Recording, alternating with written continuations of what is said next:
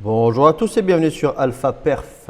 Donc aujourd'hui, comme tous les lundis, nous allons faire un tour sur Bitcoin, savoir ce qui s'est passé un peu ce week-end, pourquoi cette chute nous a été présentée durant le week-end, qu'est-ce qu'il y a à voir sur les datas, qu'est-ce qu'il y a à regarder un peu à droite à gauche et faire un point sur le bornage du prix. Donc, on est sur Bitcoin en 4 heures. Alors, comme je vous disais, ce week-end, on a eu une belle chute. On a une jolie chute. Enfin, jolie. C'est pas si gros que ça. On est en 4 heures quand même, hein. On a fait une baisse de 7% et demi, on va dire. Ok. Donc, la raison, on la connaît, hein. Les États-Unis ont, on va dire, commencé à attaquer l'Iran, si je ne me trompe pas. Donc, voilà, après on va voir comment ça va se dérouler. Évidemment, ça a pris un peu de peur sur les marchés. Comme d'hab, ce genre de peur, comme il y a eu l'autre jour, est racheté. Bon, il va falloir quand même voir une stabilisation du conflit, un peu savoir ce qui se passe sur un point de vue géopolitique autour de toutes ces réactions-là. Bon, moi je reste plus technique sur le prix, vous le savez, je suis trader court terme. Pour moi, c'est des opportunités. Bon, dommage pour ceux qui les subissent, mais pour moi, ce sont plus des opportunités. Et qu'est-ce qui s'est passé? Ben voilà, on est venu chercher pratiquement les 38,2. On est venu combler cette imbalance ici qui nous restait, si vous voyez là. Ici, on avait de l'imbalance. Voilà. Donc, avec ici un OB. Bon, c'est un OBH1, hein, visiblement. C'est ce que j'avais noté. Je me souviens plus trop de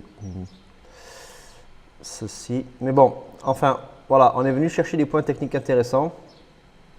Alors, est-ce que ça va être une zone de retournement ou est-ce qu'on est clairement en train d'essayer de repartir à la baisse pour aller maintenant refaire un plus bas et aller chercher des zones clairement plus basses qui seraient les zones attendues, les prochaines zones attendues seraient les 88 800, enfin du moins cette zone-là, 88, 88, 89 000 $.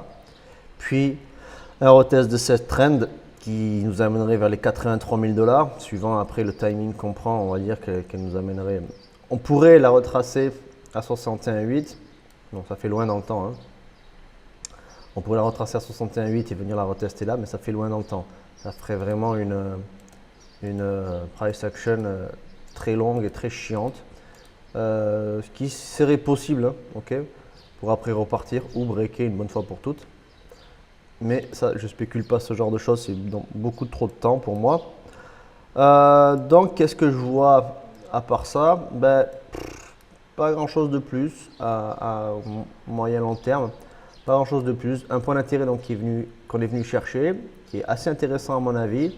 Je ne vais pas le racheter de suite parce qu'il va falloir quand même voir l'ouverture américaine et voir ce que les marchés, comment les marchés réagissent. On a un très beau gap sur le CME, d'accord? Donc ça en général c'était un gap baissier. Donc en général on essaie de venir les combler. Donc ça veut dire quoi? Ça veut dire que le prix pourrait au moins revenir chercher ces niveaux-là, d'accord? Pour après repartir à la baisse. Donc là je suis en H1, je vais passer en 15 minutes. On voit donc clairement que le prix a ouvert la baisse sur le CME. Là le prix remonte très tranquillement, bon il n'y a pas grand chose qui se passe. Il faut voir ce qui va se passer donc comme je vous disais à l'ouverture US. Si on revient chercher ces prix là, on a effectivement un trade assez sympathique à positionner pour avoir un petit peu de performance. Ok, ouais, bon, à voir parce que le stop serait assez short à mettre. Il faut voir l'entrée, d'accord, le setup qu'on pourrait avoir. Mais bon, ça serait un trade court terme. Mince, pardon. Hop, c'est pas ça que je voulais faire, c'est ça. Donc ce sera un trade court terme à essayer de chercher dans la journée, donc aujourd'hui de lundi, voire déroulement jusqu'à mardi, parce que le gap pour moi, s'il doit se combler, il se comble en général lundi, mardi, voire mercredi, mais bon après ça traîne pas beaucoup plus. Ok? Vous allez me dire, il y a des gaps qui sont comblés une semaine, 2 semaines après, hein, mais bon, moi je vais jouer sur début de semaine, d'accord? si je le joue. Si j'ai un setup pour le jouer, j'essaierai de jouer début de semaine. Qu'est-ce qu'on voit donc à court terme? On voit une jolie formation là. Alors ça c'est le genre de formation que je vous parlais dans la vidéo, je crois, semaine dernière, où on voit clairement qu'on a un W qui s'est formé. Et ce W, il a une spécificité, c'est que il est venu chercher la liquidité là. D'accord? On a fait ce bas, on est venu chercher, on a fait plus bas, on a commencé à racheter, on a pris la liquidité et on est reparti à la hausse. D'accord? Donc ça c'est relativement intéressant. C'est-à-dire que pour moi, il y a pas mal de force à vouloir revenir là. Donc là, un trade qui serait intéressant, c'est de voir une price action. Hop, désolé. Ce serait de voir une price action. Je vais faire un petit peu plus gros si vous voulez. Comme ça. Revenir tester ces zones-là, voir combien une partie de l'imbalance. Et là, repartir à la hausse pour venir au moins chercher ces zones ici, là, les 105 000 $. D'accord? Ce qui nous comblerait le gap CME et nous amènerait à aller chercher des liquidités vers le haut. Ça serait assez intéressant. D'accord?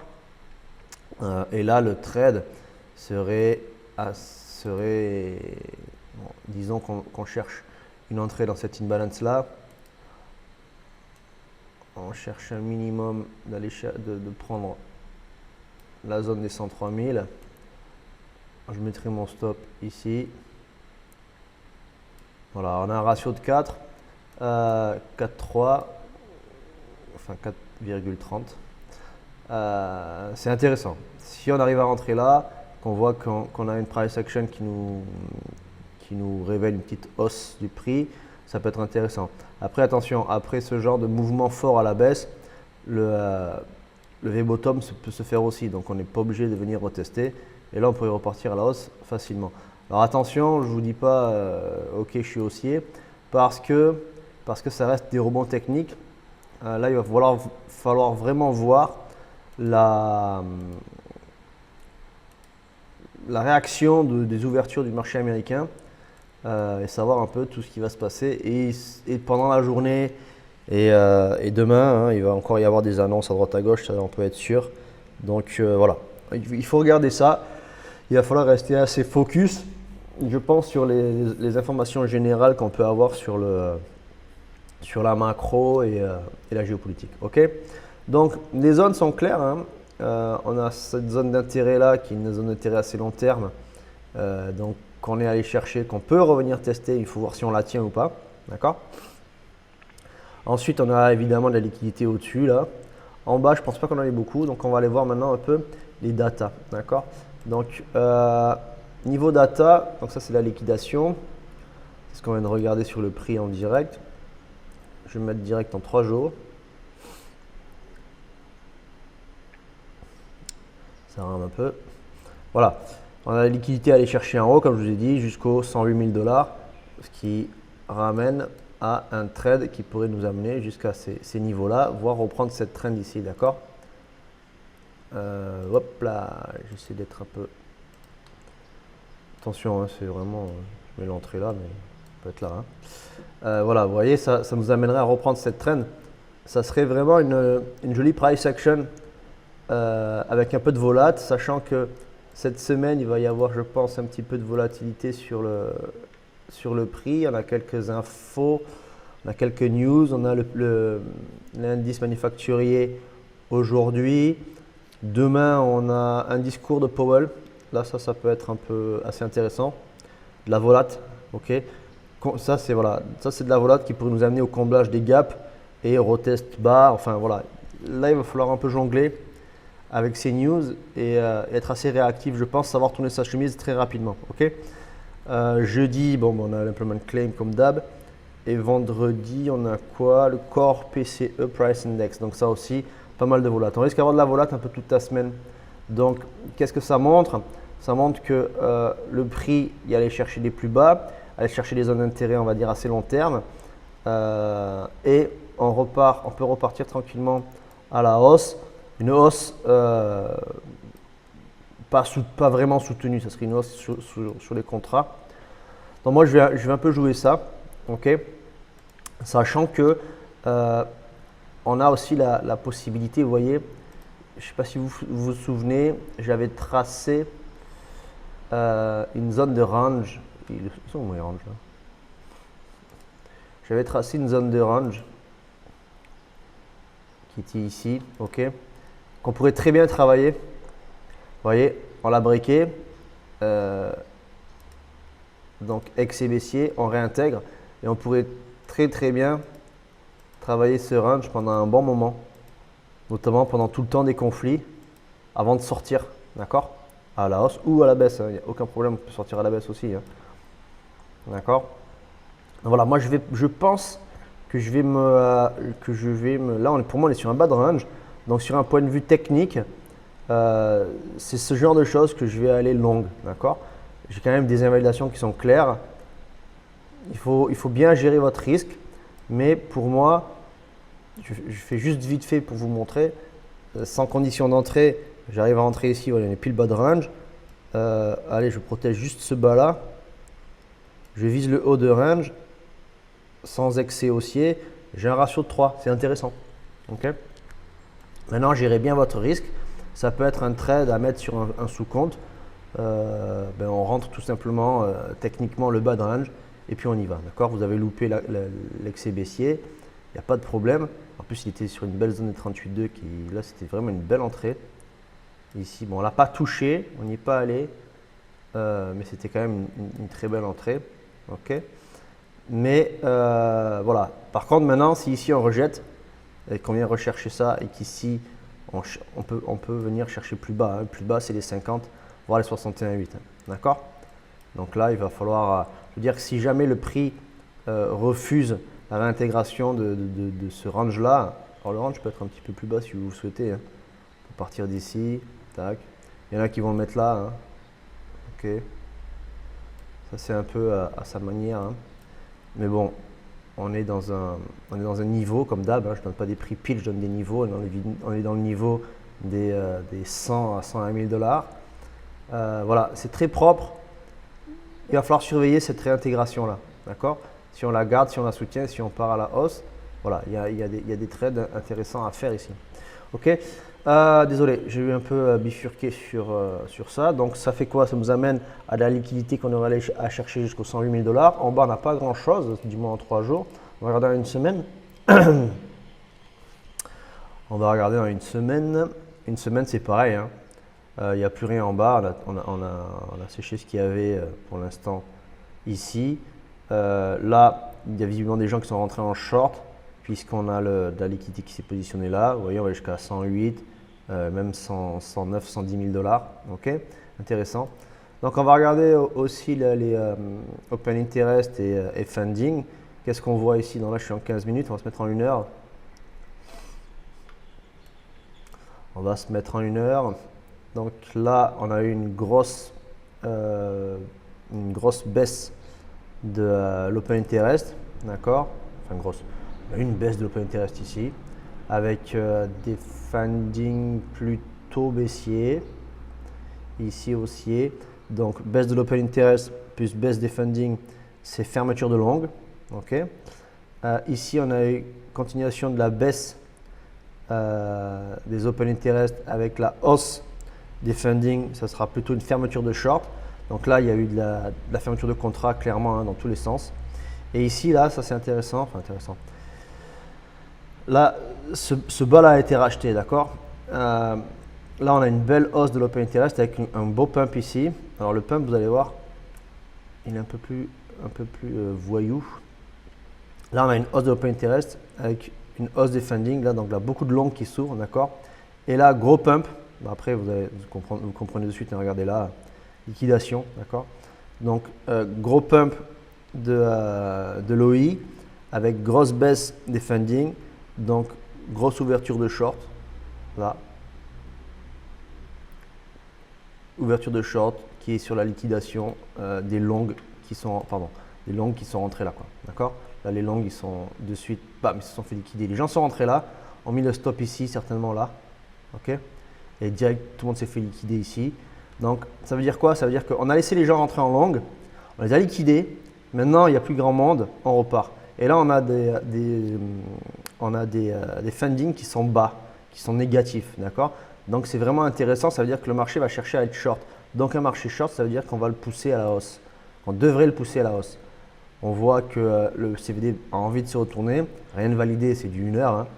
Vous voyez, là, il y a eu un pump aussi. Mais bon, ça, c'est quand même pas mal. Il y a une petite structure haussière qui se crée sur le CVD. Plutôt intéressant. Il faudrait qu'il aille breaker cette zone-là, montrer qu'il y a un peu de momentum. Avec des funding baissiers, on pourrait créer un short squeeze. Ce short squeeze qui nous amènerait clairement jusqu'à la zone des 108 109 000 $. On en revient à notre haut de range ici, d'accord. Poussée haussière, un peu de volate pendant la semaine. On monte, on redescend et on s'amuse ici. Ok. Et on va faire peur à pas mal de monde. On va fatiguer les traders. Ok.